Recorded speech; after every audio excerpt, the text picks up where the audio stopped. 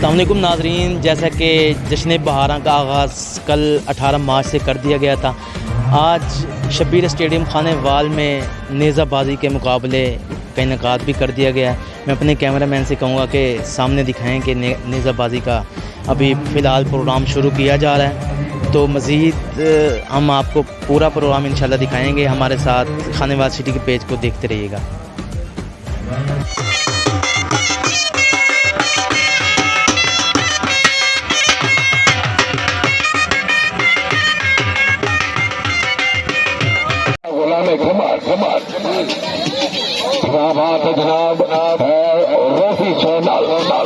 یا اللہ خیر، یا اللہ خیر، میرا آلے آپ کو جہاں بھی دیر کھا تیرے طاقت آوے اگو بھی رسے دھیان ڈالا۔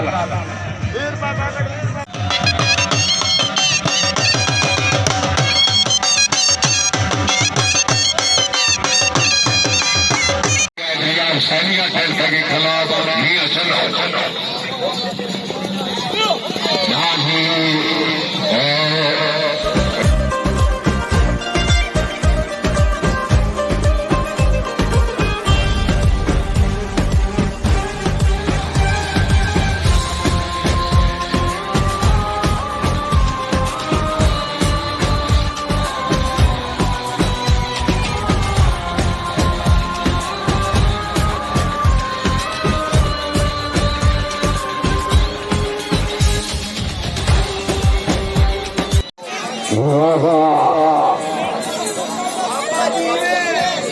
بازی دوسرے در کامیاب